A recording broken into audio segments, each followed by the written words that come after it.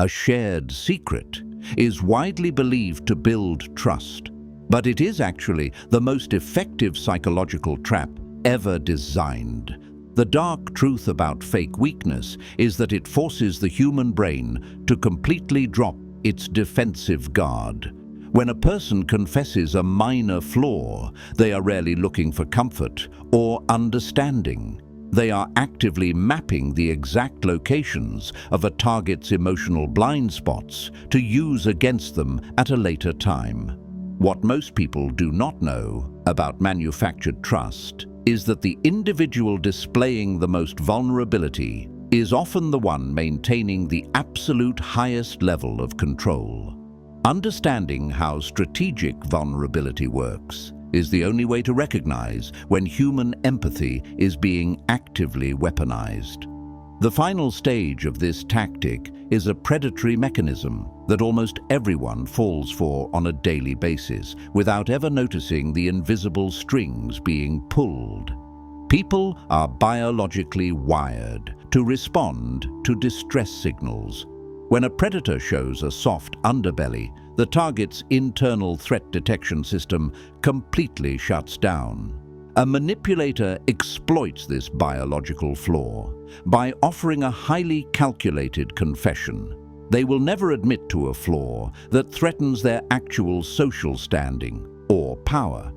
Instead, they manufacture a safe, harmless defect, like a senior executive admitting they are terrible at formatting digital spreadsheets right before assigning all of their tedious busy work to a junior employee. The junior employee feels valued for their superior technical skill, entirely missing the fact that they just accepted hours of unpaid, low-level labor. The fake weakness acts as a thick smokescreen. The target is so focused on helping that they fail to see the social trap closing tightly around them. But the decoy flaw is only the very first step in a much larger and darker game. Once the target's guard is lowered, the systematic extraction of real data begins. The unspoken rule of human interaction demands that a shared secret must always be met with another shared secret. A skilled operator will share a mildly embarrassing story about a past failure to force this exchange. They might describe a time they misspoke during a public presentation and felt foolish. This creates an artificial and highly controlled safe zone. The target, feeling the immense social pressure to match the exact level of intimacy, responds by revealing a genuine, painful insecurity. They might confess a deep, paralyzing fear of public speaking or a severe anxiety about job security. The operator simply nods and listens in silence. They just successfully traded a worthless, fabricated story for a highly sensitive piece of psychological leverage. This newly acquired leverage is quietly filed away, waiting for the perfect moment to be deployed. Having secured the target's deepest insecurities, the manipulator begins to test the boundaries of their control. People naturally want to protect those they view as damaged or fragile. Manipulators use this instinct to drain resources without ever asking for them directly. They will manufacture a sudden, vague emotional crisis right before a major deadline or social event, like sending a text message at midnight, saying they feel completely overwhelmed by life, forcing the target to stay awake for 3 hours, offering emotional support. The target exhausts their own mental energy and arrives at work the next day, completely drained. The manipulator, however, arrives perfectly rested and operates at full capacity.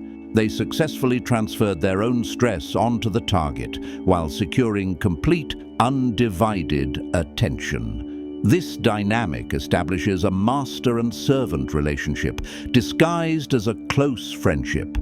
This invisible hierarchy is then reinforced through a very specific type of weaponized failure. Calculated failure is a highly effective tool for avoiding accountability. People naturally lower their expectations for individuals who constantly claim to be struggling.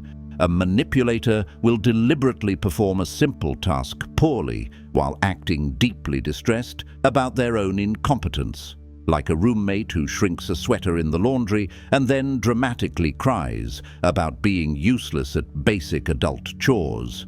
The target immediately steps in, calms them down, and takes over all future laundry duties to avoid another emotional outburst. The manipulator just secured a permanent escape from household labor by using tears as a shield. The target is left doing twice the work, while feeling morally superior for helping a struggling friend. The target believes they are acting out of kindness, completely blind to the fact that they have been conditioned like an obedient animal. This conditioning opens the door for an even more aggressive form of control. When a manipulator knows they have committed a genuine offense, they will use vulnerability as a preemptive strike. They understand that a target cannot attack someone who is already bleeding.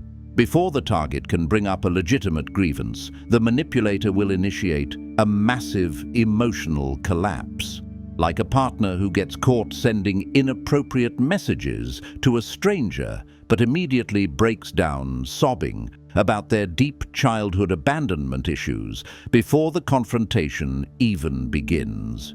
The target is instantly forced to abandon their justified anger, to comfort the person who just betrayed them. The actual crime is completely buried under a heavy mountain of manufactured trauma. The manipulator successfully escapes all consequences while making the victim feel guilty for even bringing the issue up. The victim is left confused, apologizing to the very person who hurt them. This inversion of reality is stabilized using a tactic that looks exactly like taking responsibility. A false apology is designed to sound like a surrender, while actually functioning as an attack. A predator will admit to a minor, irrelevant mistake to completely distract from their major violation. They will aggressively apologize for their tone of voice, while completely ignoring the cruel words they just spoke, like a manager who screams at an employee in front of the whole office, but later apologizes only for being a little too passionate about the company's success.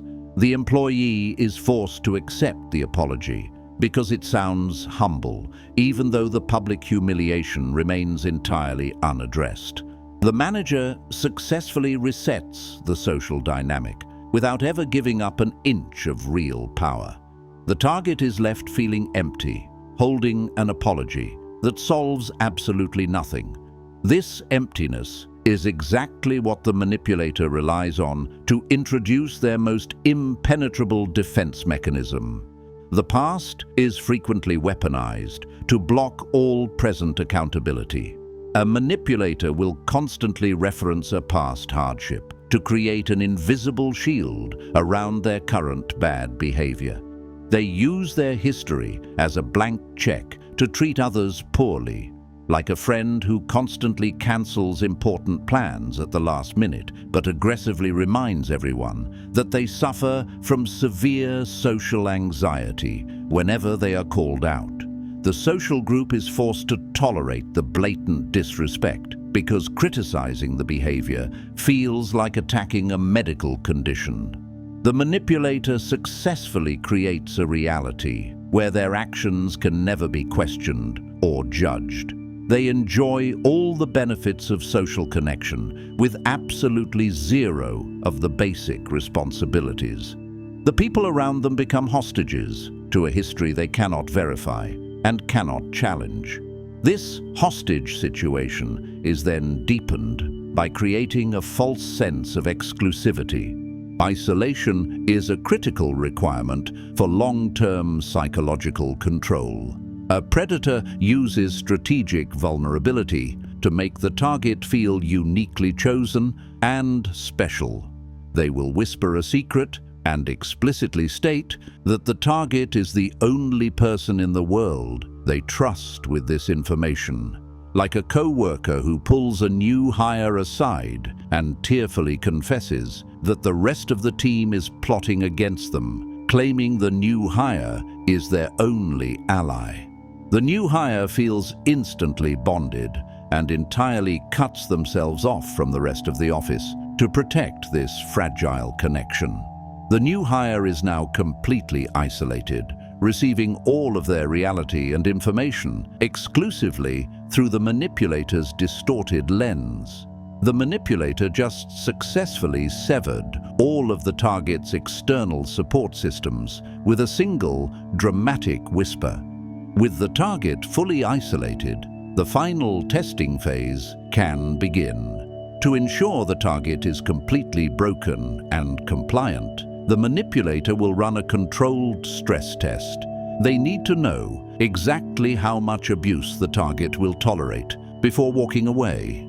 They will drop a highly disturbing confession, wrapped in a layer of extreme vulnerability, like casually admitting they destroyed their last relationship through obsessive jealousy, but crying and saying they're terrified of doing it again. The target ignores the massive red flag regarding the jealousy and focuses entirely on soothing the manipulator's current fear. The manipulator now knows with absolute certainty that the target will excuse toxic behavior as long as it is packaged with a few tears. The target just unknowingly signed a contract to endure future abuse without resistance. The target's empathy has been fully converted into a mechanism for their own destruction. There is a deeper structural pattern behind all of these individual tactics that explains why intelligent people fall for this trap repeatedly. The invisible engine driving this entire dynamic is the human desire to feel strictly necessary. People crave purpose, and rescuing a broken person provides an immediate, intoxicating sense of absolute value. A highly skilled operator recognizes this addiction to feeling useful and actively feeds it. They present themselves as a complex puzzle that only the target possesses the intelligence and patience to solve. Like a romantic partner who constantly talks about how every previous lover misunderstood their dark, complicated soul, heavily implying that the current partner is finally the special one who can fix them. The target pours endless time, money, and emotional labor into the relationship, desperate to prove they are the ultimate savior. The target ties their entire self-worth to the impossible task of healing someone who is only pretending to be injured. The manipulator extracts endless devotion while remaining completely unchanged and untouched. The target is trapped in a maze, sprinting toward an exit that does not actually exist. The most devastating realization occurs when the illusion finally fractures and the underlying reality is exposed. All the shared secrets, the late-night tears, and the quiet confessions were never moments of genuine human connection.